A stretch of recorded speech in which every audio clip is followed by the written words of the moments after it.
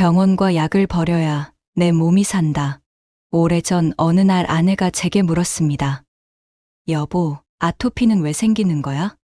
저는 졸리기도 했지만 정확한 원인을 배운 적이 없으므로 모르지 하고 무심결에 답했습니다. 아내는 당황한 목소리로 또 질문했습니다. 그럼 의학은 왜 있는 거야? 별다른 고민이 없던 터라 싱겁게 대답하고 말았습니다. 현재 고등학교 1학년인 큰아이는 태어나고 얼마 후부터 아토피 때문에 오랫동안 애를 먹였습니다. 하지만 잠을 못 자고 가려워하는 큰아이 곁에서 괴로워하는 아내에게 명확한 원인과 대책을 이야기해 줄 수 없었습니다. 그리고 약을 쓰는 것은 자제하라는 야속한 말밖에 할 수 없었습니다. 의사라는 직업을 가지고 있었지만 저도 딱히 어찌해야 할지 몰랐기 때문입니다. 그러나 이제는 가족들에게도 저를 찾아 진료실을 방문하는 분들에게도 좀 더 명확한 대답을 해줄 수 있습니다. 왜냐하면 수년간 진료실에서 다양한 질병을 앓고 있는 환자들을 만나면서 제가 배운 의학 지식과 다르게 모든 병에는 반드시 원인이 있다는 것을 알게 되었기 때문입니다. 그리고 우리 몸의 현상과 건강에 대해 얼마나 잘못된 상식과 편견을 가지고 있는지도 말입니다. 진료실에 처방전을 받으러 오는 환자분들에게 식생활을 바꾸면 약을 끊을 수 있게 되고 오히려 약을 먹지 않아야 건강해질 수 있다는 이야기를 하면 처음엔 난감한 표정을 짓습니다. 어떻게 하면 그럴 수 있냐고 적극적으로 관심을 보이는 분들도 있지만 말도 안 된다며 돌아서는 사람들이 대부분이었습니다. 심지어는 달라는 처방전이나 주면 되지 왜 먹는 것을 가지고 의사가 왈가왈부하느냐고 화를 내는 사람부터 이상한 병원이라고 의사라는 걸 확인해달라는 민원 요청까지 하는 웃지 못할 경우도 있었습니다. 그러나 생활 습관을 점검하면서 식습관을 바꾸는 분들은 일반적으로 2주에서 한 달 정도면 몸이 변하는 것을 느끼게 됩니다. 그 어떤 치료법보다도 확실하고 강력한 치료가 아닐 수 없습니다. 생활 습관 중에서 1차적으로 식습관을 바꾸면 생각보다 빨리 몸이 변하는 것을 볼 수 있습니다. 특히 고혈압, 당뇨병, 고지혈증 같은 대사 질환은 빠른 반응을 보이는데 혈액이 맑아지기 시작하면서 변화되는 것을 쉽게 볼 수 있습니다. 그런데도 이런 생활습관병에 대해 습관을 고치려는 노력 대신 무조건 약부터 먹이는 일이 벌어지고 있는 것입니다. 어떤 약물보다 강력하게 우리 몸에 변화를 주는 것은 우리가 먹는 음식입니다. 그런 의미에서 불치병은 없습니다. 다만 불치의 습관이 있을 뿐입니다. 이 습관을 고치지 못하면 우리는 질병의 고통에서 벗어날 수 없습니다. 하지만 그 질병의 원인이 무엇일까? 고민하고 해결하려는 과정에서 우리는 의외로 많은 것들을 얻습니다. 우선 본인이 삶에서 무엇이 중요한 것인지 생각해보게 되고 주변을 둘러싼 환경과 잘못된 습관을 바꾸어 보기도 합니다. 저 또한 가족들의 아픔과 환자분들의 병을 치료하면서 제 생활에 많은 잘못된 습관들을 바로잡을 수 있었습니다. 때문에 병을 통해 많은 것을 깨닫고 이전보다 더 여유롭고 건강해진다면 질병은 오히려 축복의 기회가 되기도 하는 듯 싶습니다. 질병에는 분명한 원인이 있다는 것을 말하고 싶었습니다.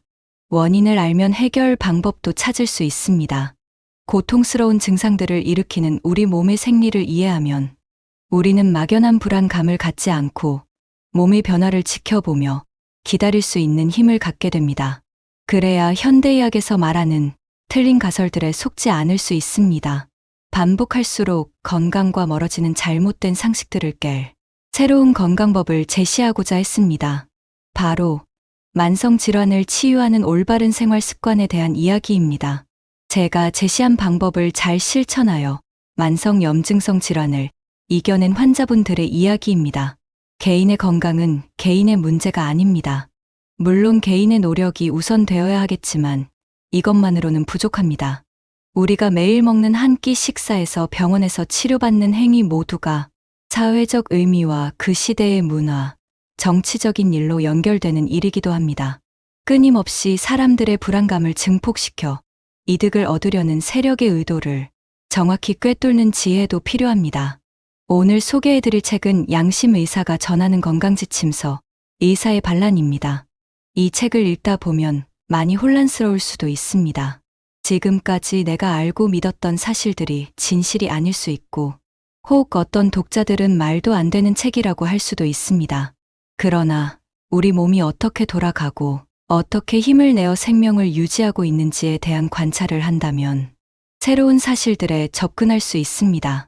더 나아가 의학이 어떤 일을 해야 하는지 생각해보는 기회가 될 수 있습니다. 의학이 전문 영역으로 분리되는 순간 우리는 우리 몸의 주체가 될 수 없습니다. 즉, 의학은 소수의 사람만 독점하는 지식이 아니라 누구나 건강하게 살 수 있는 방법을 배우고 익히는 과정이어야 합니다. 이 책을 읽고 실천해 보시기 바랍니다. 그리고 건강과 질병의 관계에 대해 고민해 보셨으면 합니다. 그래서 결국 내 몸의 변화를 믿고 사랑하게 되기를 바랍니다. 이런 인식의 전환이야말로 건강한 삶의 기초가 될 것이라 믿습니다. 고치지 못할 병은 없다. 다만 고치지 못하는 습관이 있을 뿐이다. 병을 고치기 전에 습관을 고쳐라. 모든 병에는 반드시 원인이 있습니다. 건강을 위해서는 이것을 당장 끊으셔야 합니다. 약은 우리가 건강해지는 일에 오히려 방해될 수 있다는 사실을 깨닫는 과정은 의사인 저에게도 두려운 시간이었습니다. 그런데 이게 웬일입니까?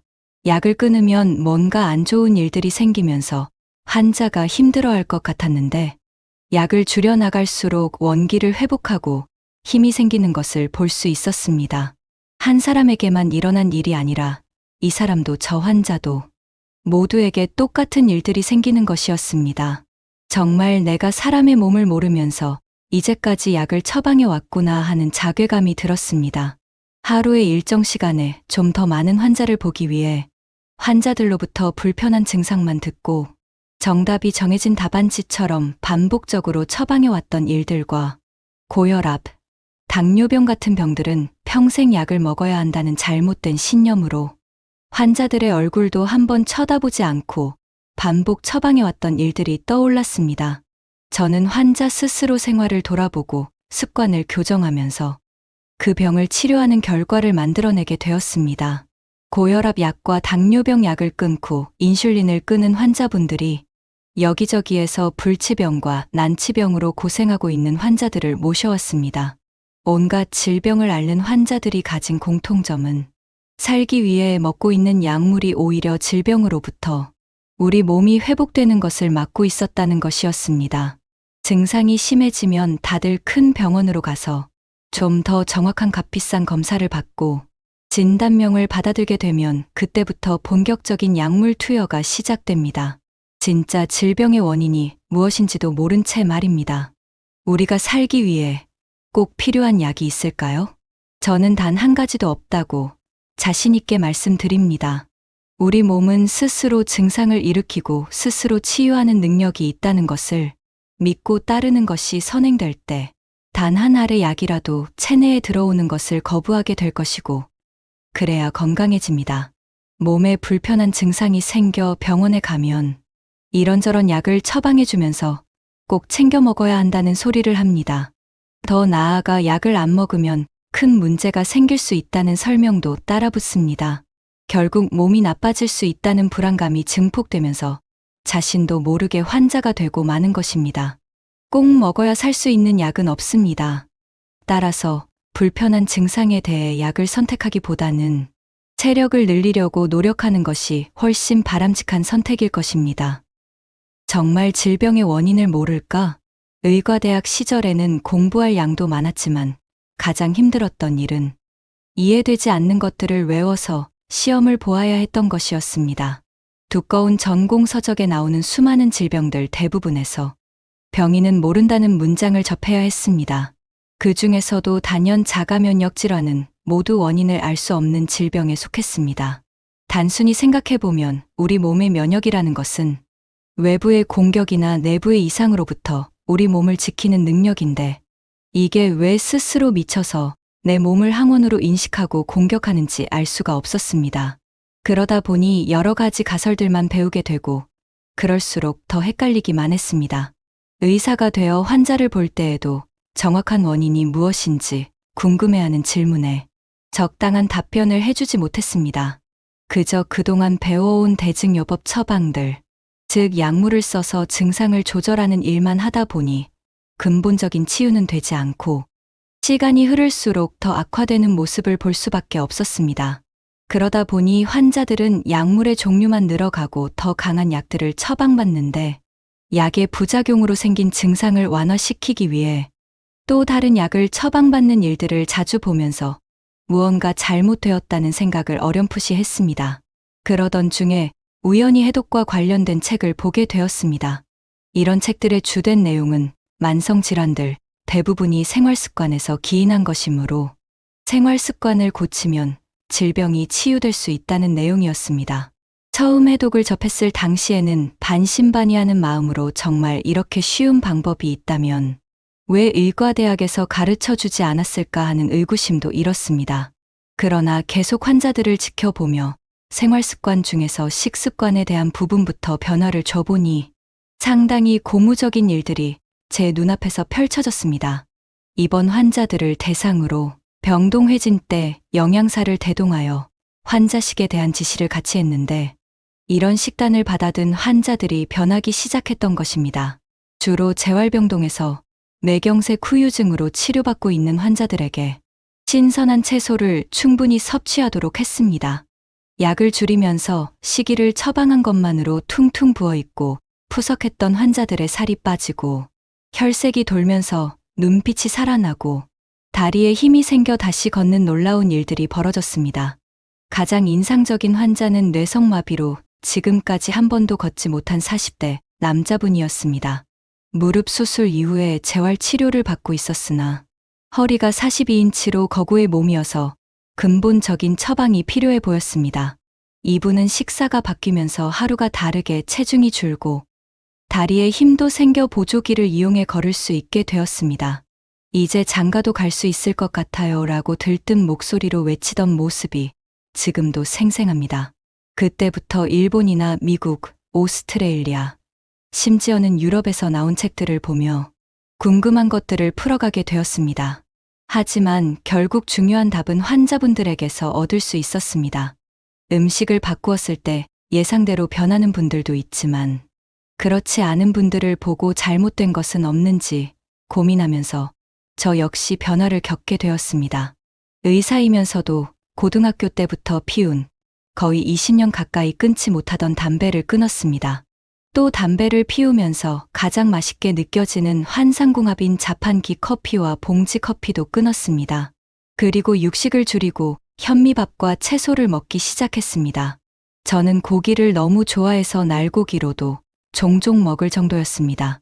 가족들과 고깃집에서 고기를 구워 먹을 때는 겉이 살짝만 익어도 날름날름 먹는 바람에 눈총을 받을 정도였습니다.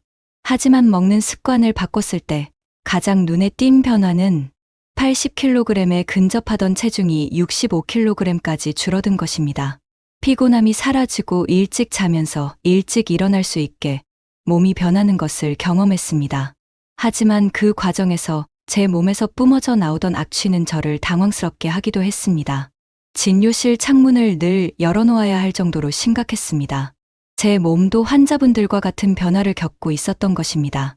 이런 변화는 저 자신을 의사로서 건강과 질병에 대한 생각을 좀 더 구체적이고 현실적인 방향으로 나아가게 했고, 이제는 저를 찾는 분들에게 확신을 가지고 말씀드릴 수 있게 되었습니다. 그래서 새로 시작하게 된 병원에서는 약을 주는 병원이 아니라 생활 습관을 고침으로써 약을 끊을 수 있게 만드는 병원을 만들어 보겠노라는 목표로 다양한 질병을 가진 분들을 만나 병의 경과를 관찰할 수 있었습니다. 하지만 초기에는 약을 끊어야 건강해질 수 있다는 이야기를 이해하는 사람들을 만나기 힘들었습니다. 그러다 보니 경영상 어려움도 겪게 되고 스스로도 정말 맞는 방법인지에 대한 혼란을 겪기도 했습니다. 그러다 불행 중 다행인지 대중매체를 통해 식생활 개선으로 약을 끊게 하는 의사가 소개되고 현미채식의 중요성을 알리는 프로그램이 방영되면서 제게 등 돌렸던 환자들이 다시 찾아오는 일들이 생겼습니다. 이때부터 여러 가지 질병을 가진 환자들을 보게 되었는데 그 어떤 병들보다 사람을 힘들게 하는 질병이 바로 자가면역 질환이었습니다. 수년에서 십수년간 약물을 복용하고 있는데도 증상은 사라지지 않고 잠을 못 자는 날들이 많아질수록 삶에 대한 의욕도 떨어져 결국 자살까지 생각하는 환자들을 보면서 많은 안타까움을 느꼈습니다. 질병의 원인을 알면 어떻게든 고쳐볼 텐데 정작 아무리 유명한 병원과 의사 선생님을 찾아가도 원인을 속 시원히 알려주는 곳이 없고 평생 약물로 조절해야 한다는 말만 듣게 되니 그 절망감은 겪어본 사람들만 알 것입니다. 그래서 이런 질병을 가진 분들은 현대의학보다 대체의학이나 민간요법에 더욱더 심취하는 경향을 보이고 그러다 보니 경제적으로도 많이 힘들어합니다. 정말 질병의 원인은 알 수 없을까요? 제 생각은 모든 질병에는 분명한 이유가 있습니다. 우리가 매일 듣고 알고 있던 우리 몸에 대한 생리적인 반응과 건강해지기 위해 실천하는 행위들이 잘못되어 있다 보니 건강을 회복하지 못하는 것일 뿐입니다. 자가면역 질환은 틀린 말이다. 자가면역 질환을 간단히 설명해 보겠습니다. 우리 몸에는 외부의 침입자들로부터 그리고 내부에 생기는 이상 조직을 정리하여 항상 일정한 상태로 살아가도록 도와주는 시스템이 있는데 이를 면역이라 할 수 있습니다. 좀 더 구체적으로 이야기하면 외부의 이물질에 대해서는 항원이라 하고 여기에 대항하는 우리 몸의 면역세포들을 항체라고 부르는데 이 둘이 서로 대적하여 반응하는 것을 항원 항체 반응이라고 합니다. 이런 반응을 통해 우리 몸은 외부의 이물질로부터 보호받게 됩니다. 그리고 치열한 면역 반응을 하고 나서 생기는 것이 흔히 말하는 고름입니다. 또한 면역은 내부의 이상 세포를 정리해주는 기능을 합니다. 우리 몸은 매일 매 시간 세포 분열을 통해 손상된 부분을 회복시킵니다. 그런데 어제의 나와는 다른 몸이 되는 과정에서 비정상적인 세포들이 나올 수 있습니다. 이때 면역은 잘못된 세포들을 정리해줍니다. 이렇듯 내 몸 안의 면역은 나를 지켜주고 살리기 위해 존재하는데 자가면역 질환이라는 말은 그 면역세포들이 본래의 기능을 하지 못하고 미쳐서 자기 몸의 정상적인 세포들을 항원으로 인식해 항체를 만들어 공격한다는 개념입니다. 하지만 이런 관점은 면역 반응의 표면적인 모습만 보았기 때문일 것입니다. 다시 말해 자가면역 질환이 생기는 곳에는 염증 반응이 진행되고 있는데 왜 이런 염증 반응이 정상적인 세포에서 생기는지 이해하기 힘들었기 때문에 만들어진 개념으로 생각됩니다. 정말 내 몸의 항체가 정상 세포를 공격하여 염증 반응이 생긴 것이라면 왜 일부 조직에서만 이런 반응을 보이고 다른 부위에서는 염증 반응이 없었을까요? 아토피를 설명하는 책을 보아도 잘못된 항체가 정상적인 피부 세포를 항원으로 인식하고 공격해서 생기는 반응으로 이해하는데 왜 피부가 접히는 일부에서만 심하고 모든 피부에서 똑같은 반응을 보이지 않는 것일까요?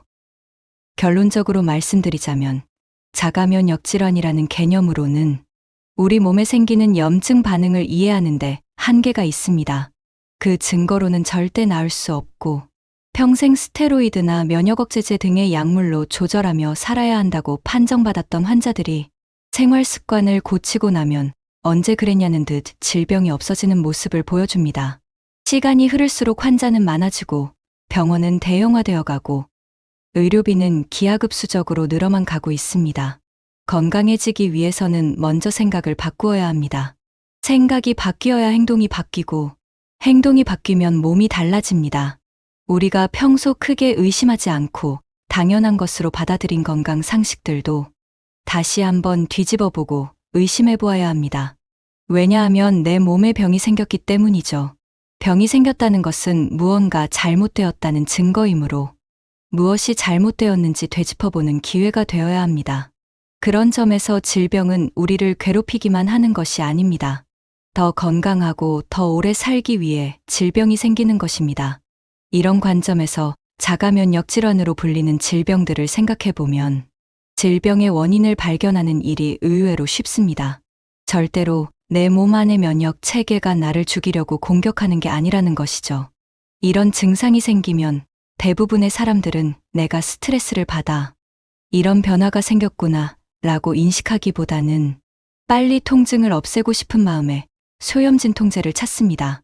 이때 복용하는 약은 염증 반응을 억제할 것 같지만 실제로 우리 몸은 살기 위해서 약물에 대항해 혈관을 더 열려고 노력합니다. 때문에 반복적으로 약을 먹으면 거꾸로 염증 반응이 더 심해지는 결과를 초래합니다. 우리 몸은 살기 위해 손가락 끝, 발가락 끝까지 혈액을 보내야만 합니다.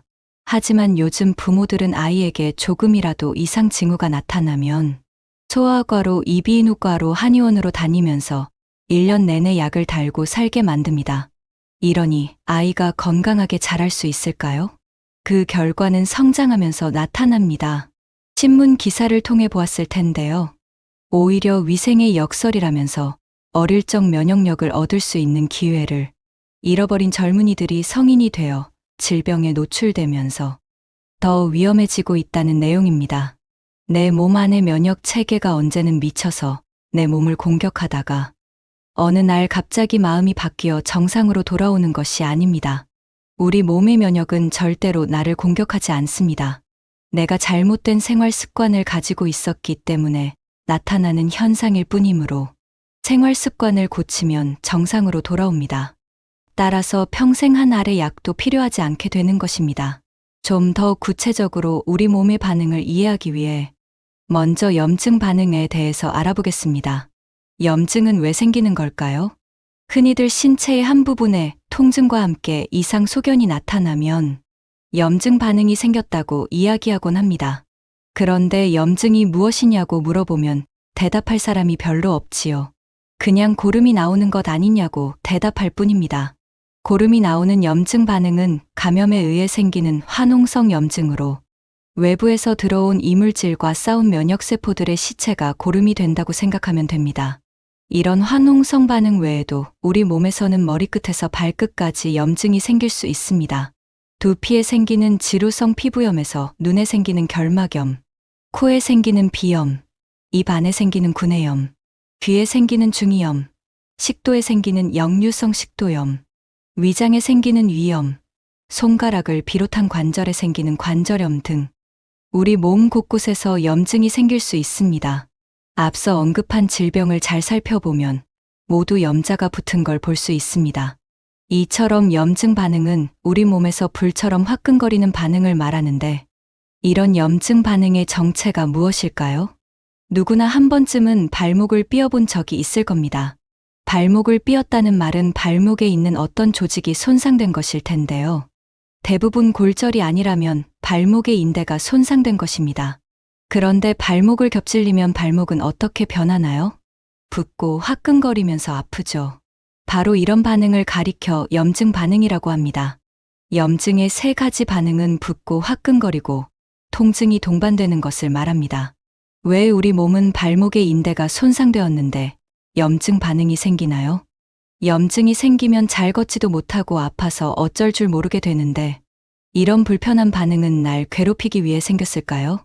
발목을 삐었을 때 처음에는 아파서 걷지도 못하고 쩔뚝거리지만 시간이 지나면 점차 나아집니다. 즉, 염증 반응을 통해 우리 몸의 손상된 부위가 회복된다고 볼 수 있습니다. 또 염증이 생겼을 때는 그 부위가 부어오릅니다. 부어있는 곳 안에 들어있는 물질은 무엇일까요? 대체 무엇이 들어있어서 탱탱 부어 올랐을까요? 그것은 혈액입니다. 우리 몸은 세포로 구성되어 있는데 손상된 세포를 버리고 새로운 세포를 만들어내는 세포분열이라는 과정을 통해 매일매일 회복됩니다. 이때 필요한 에너지를 전달하는 것이 혈액이고 혈액이 모이면 붓고 화끈거리게 되는 것이죠. 이때 통증을 동반하는데 바로 여기서 통증이 혈액순환과 관련이 있다는 사실을 알 수 있습니다. 그런데 혈관은 열릴 때 아플까요? 닫힐 때 아플까요? 답은 열릴 때 아픕니다. 당뇨 환자들에게 생기는 합병증 가운데 발가락 끝이 썩어가는 경우가 있는데 한 번쯤 들어보셨을 것입니다. 왜 이런 일이 생길까요? 당뇨 합병증은 혈관이 막혀서 생깁니다. 즉, 혈액이 발끝까지 가지 못해서 감각이 없어지고 상처가 나도 통증이 없는 상태가 되어 썩어버리는 것입니다. 발을 따뜻하게 한다면서 족욕을 하는데 발가락이 화상으로 익어가는 것도 모르다 보니 결국 잘라내는 방법밖에 없는 경우도 있습니다. 이렇게 우리 몸의 혈관이 막히면 감각이 없어집니다. 반대로 어릴 적 했던 놀이 중에 전기 오게 해준다면서 손목을 꽉 잡고 나이만큼 손가락을 오므렸다 폈다를 반복하다가 꽉 잡았던 손목을 살짝 풀어주면 손끝에 살짝 저린 느낌이 오던 기억이 있을 것입니다. 막혔던 혈관이 열리면서 우리가 느낄 수 있는 증상이 생긴 것이지요. 또 무릎을 구부리고 앉아 있다가 일어날 때 갑자기 종아리가 저려와 곧바로 일어나 움직이기 힘들었던 경험도 있을 것입니다. 앉아 있을 때에는 못 느끼지만 일어날 때 혈관이 열리면서 저리고 아픈 증상이 생긴 것입니다. 이처럼 우리 몸의 통증은 혈관이 움직이는 것과 관련이 있습니다. 혈관이 열리면서 통증이 생기는 것이죠. 그렇다면 혈관이 열린다는 것은 어떤 의미일까요? 혈관이 열리면서 혈류가 증가하는 것인데 이런 변화는 우리 몸에 이로울까요? 해로울까요? 혈류가 증가하여 혈액순환이 좋아지는 것은 분명 우리 몸에 좋은 것입니다. 따라서 우리 몸에 생기는 통증 또한 분명 좋은 것이라고 생각할 수 있습니다. 맞습니다. 우리 몸은 살아가는 동안 손상받기도 하지만 이런 손상으로부터 몸을 회복시키는 능력도 함께 갖고 있습니다. 이처럼 손상된 몸을 회복시키는 능력은 우리 몸이 스스로 해야만 합니다. 피부가 찢어지고 뼈가 부러져도 시간이 흐르면 우리 몸은 다시 붙습니다. 이때 회복을 빠르게 해줄 방법은 아무것도 없습니다. 오로지 우리 몸이 회복되기를 기다려야 합니다. 우리 몸이 병들거나 다치면 손상된 조직에서 노폐물이 나옵니다. 바로 근육을 많이 사용했을 때 생기는 피로물질 같은 것이라 생각할 수 있고 조직이 손상되면서 파괴된 세포에서 나오는 물질일 수 있습니다. 또한 잘못된 식사를 통해 우리 몸에 들어온 것들이 배설되지 못하고 몸 안에 쌓여있기 때문일 수도 있습니다. 염증 반응은 이런 노폐물을 제거하고 정상적인 조직을 재생하기 위해 혈류를 증가시키려는 노력이라고 할 수 있습니다. 이때 생기는 불편한 증상이 통증을 동반한 염증 반응인 것을 꼭 기억해야 합니다. 소염 진통제는 염증 반응을 악화시킨다. 우리 몸의 곳곳에서 염증 반응이 생길 수 있습니다. 다시 말하면 외적 충격에 의해 손상을 입었을 때뿐만 아니라 내적으로도 손상이 생길 수 있는데 이를 회복하기 위해 우리 몸은 염증 반응을 일으키는 것입니다. 즉, 염증은 손상된 조직을 회복하기 위해 필요로 하는 에너지를 공급받으려고 혈류를 늘리는 반응입니다. 분명 우리 몸에 꼭 필요하고 살기 위해 거쳐야 하는 과정임에도 불구하고 염증이 생기면 불편한 증상 때문에 대부분 약부터 찾게 됩니다. 약국에서, 병원에서 처방받아 먹는 약들은 어떤 기전으로 염증 반응을 완화시킬까요? 흔히 두통이나 생리통 같은 약들이 매스미디어를 통해 광고되고 약국에서, 아니 이제는 편의점에서도 쉽게 사 먹을 수 있습니다.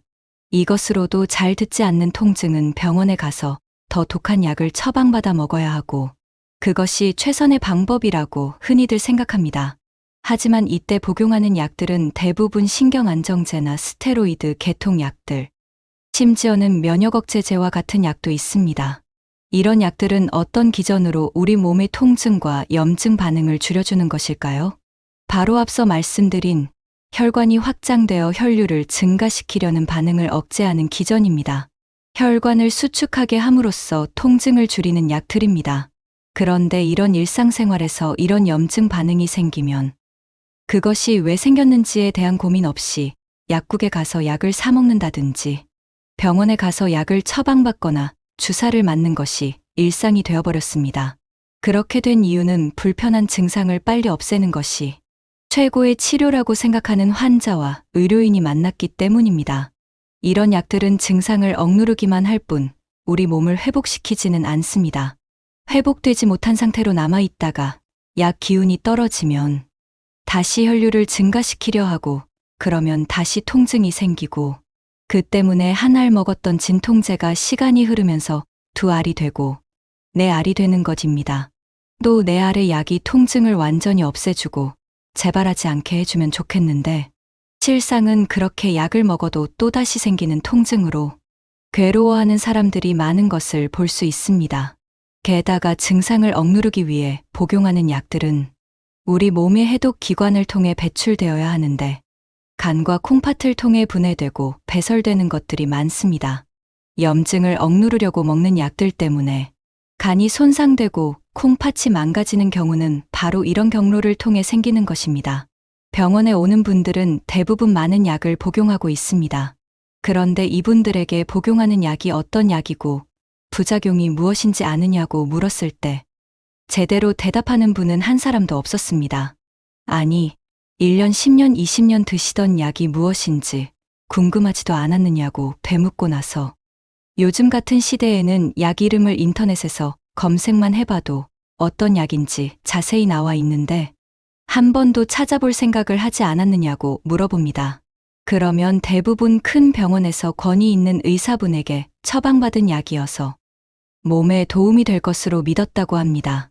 또 병원은 병을 치료해주는 곳이므로 그런 부분에 대해서는 한 번도 의심해보지 않았다고 대답합니다.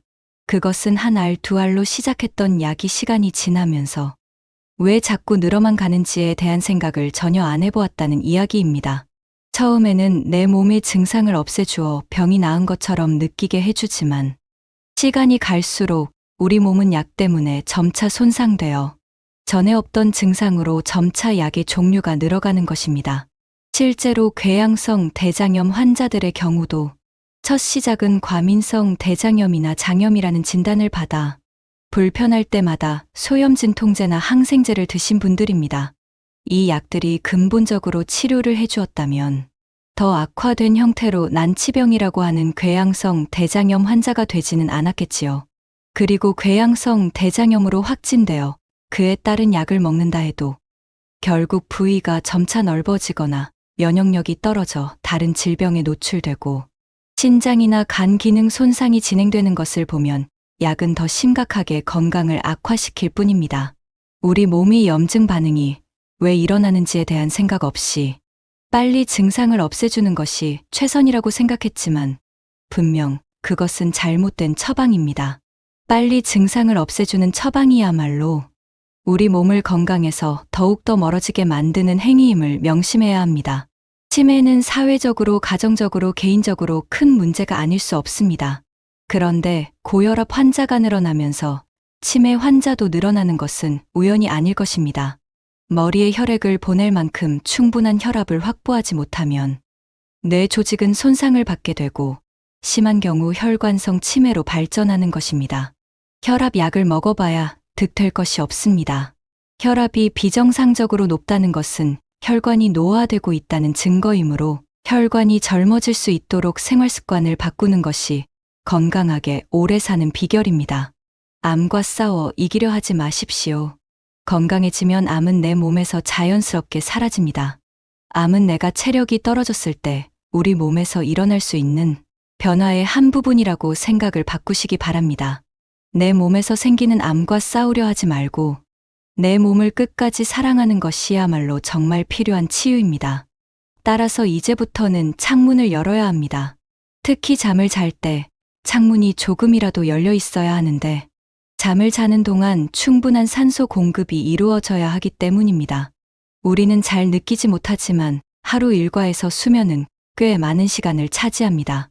이 시간 동안 우리 몸에 산소가 충분히 공급되어야 밤사이 망가진 부분을 복구하고 상쾌한 아침을 맞이할 수 있습니다. 만약 비싸고 희귀한 것들이 우리 몸을 건강하게 만들어준다면 이런 것을 마음껏 사 먹을 정도의 능력 있는 부자들이 우리 사회에서 가장 건강하고 오래 사는 사람들이 되었을 것입니다. 하지만 현실은 꼭 그렇지 않습니다. 오히려 재산이 많은 사람들이 평균 수명도 채 누리지 못하고 일찍 사망하는 경우가 많다는 사실에서 알 수 있습니다. 건강은 결코 돈으로 살 수 없습니다.